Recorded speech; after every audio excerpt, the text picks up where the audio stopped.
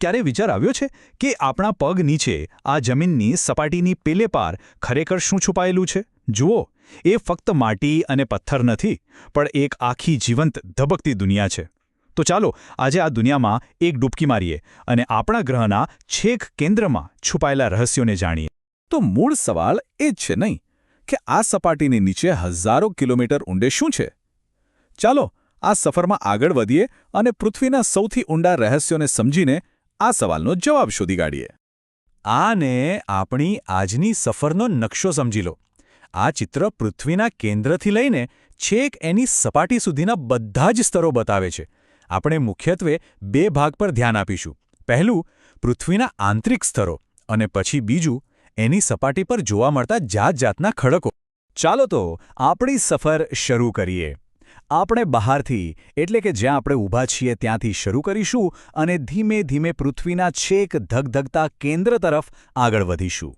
તો સૌપ્રથમ આવે છે પોપડો, જેને આપણે ક્રસ્ટ કહીએ છીએ.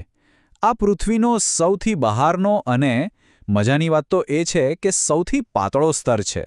આ એ જ જગ્યા છે જ્યાં આપણે સૌ રહીએ છીએ. વિચાર કરો કે જો પૃથ્વી એક સફરજન હોય તો આ પોપડો એની છાલ કરતાં પણ પાતળો છે. અને હા, એની જાડાઈ બધે સરખી નથી હોતી. મહાસાગરો નીચે પાતળો તો હિમાલય જેવા પર્વતો નીચે ખૂબ જ જાડો હોય છે. અને આ આંકડો તો જુઓ, આ પોપડો પૃથ્વીના કુલ કદનો માંડ 0.5% જ છે. ફક્ત 0.5%. જરા વિચારો, આટલા નાના અને નાજુક પડ પર જ આખી જીવસૃષ્ટિ ટકેલી છે. પોપડાની બરાબર નીચે છે મેન્ટલ. આ કોઈ સામાન્ય ખડક નથી, પણ પીઘળેલા ગરમ ખડકોનો એક વિશાળ મહાસાગર છે, જે આપણા ગ્રહનો સૌથી મોટો ભાગ બનાવે છે. અને આ કેટલો વિશાળ છે! એની ઊંડાઈ લગભગ 2900 કિલોમીટર છે. આ તો લગભગ આપણા દેશની ઉત્તરથી દક્ષિણની લંબાઈ જેટલું થયું. પૃથ્વીના કુલ જથ્થાનો લગભગ 84% હિસ્સો તો આ મેન્ટલ જ રોકે છે. અને હવે આપણે પહોંચી ગયા આપણા અંતિમ મુકામ પર, ભૂગર્ભ, એટલે કે પૃથ્વીનું કેન્દ્ર. આ મુખ્યત્વે નિકલ અને લોખંડ જેવી ધાતુઓનો બનેલો એક ધગધગતો ગોળો છે. અહીં એટલી ગરમી છે, એટલી બધી કે સૂર્યની સપાટી કરતાં પણ વધારે ગરમ હોઈ શકે છે. હા, ભૂગર્ભની ત્રિજ્યા જ લગભગ 3500 કિલોમીટર છે, જાણે પૃથ્વીની અંદર એક બીજો નાનો ગ્રહ. તો આપણે પૃથ્વીના કેન્દ્ર સુધી પહોંચી ગયા. પણ વાર્તા અહીં પૂરી નથી થતી, કારણ કે આ જ ઊંડાણની ગરમી અને દબાણ છે જે સપાટી પરના ખડકોને જન્મ આપે છે. તો ચાલો હવે પાછા સપાટી પર આવીએ અને જોઈએ કે આ જે પોપડો છે જેની પર આપણે રહીએ છીએ એ બનેલો શેનો છે? એ બનેલો છે મુખ્યત્વે 3 પ્રકારના ખડકોથી. જરા કલ્પના કરો કે પૃથ્વીના પેટાળમાંથી ઉકળતો લાવા બહાર આવી રહ્યો છે. આગની નદીઓ વહી રહી છે. બસ આ જ છે અગ્નિકૃત ખડકોની જન્મકથા. આ એવા ખડકો છે જે સીધા આગમાંથી જન્મે છે.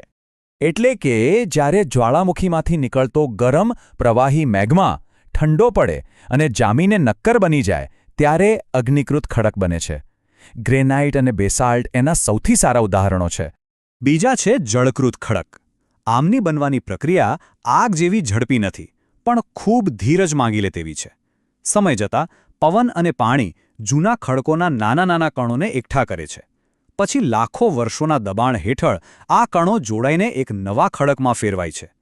આ ખડકો તો જાણે સમયની ડાયરી જેવા છે, કારણ કે કરોડો વર્ષ જૂના જીવોના અવશેષો એટલે કે ફોસિલ્સ મોટા ભાગે આ જ ખડકોમાં સચવાયેલા મળે છે. અને મજાની વાત એ છે કે એનું નામ જ એની આખી કહાણી કહી દે છે.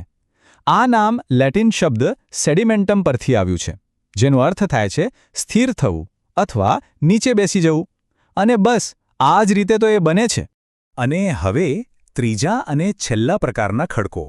આ એવા ખડકો છે જે જાણે પુનર્જન્મ લે છે, જે એક સ્વરૂપમાંથી બીજામાં સંપૂર્ણ બદલાઈ જાય છે. આ છે રૂપાંતરિત ખડક, જે પરિવર્તનની વાર્તા કહે છે. એનું નામ ગ્રીક શબ્દ મેટામોર્ફોસિસ પરથી આવ્યું છે, જેનો અર્થ થાય છે સ્વરૂપ બદલવું.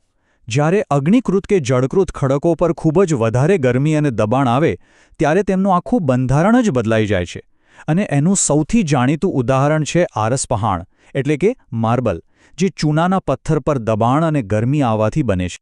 તો આપણે પૃથ્વીના ઊંડાણના સ્તરો પણ જોયા અને સપાટી પરના ખડકો પણ જોયા. પણ સૌથી અગત્યની વાત એ છે કે આ બંને અલગ નથી. આ બંને એકબીજા સાથે એવી રીતે જોડાયેલા છે કે તમે કલ્પના પણ ન કરી શકો. ચાલો સમજીએ કેવી રીતે. આ આખી વાતનો સાર એ છે કે આપણી પૃથ્વી માત્ર પથ્થરનો એક સ્થિર ગોળો નથી. ના, એ જીવંત છે, ગતિશીલ છે અને સતત બદલાઈ રહી છે. ભૂગર્ભની ગરમી મેન્ટલમાં હલચલ પેદા કરે છે, જે પોપડાને હલાવે છે, અને એના કારણે જ જ્વાળામુખી ફાટે છે, પર્વતો બને છે અને ખડકો પણ એક સ્વરૂપમાંથી બીજામાં બદલાતા રહે છે.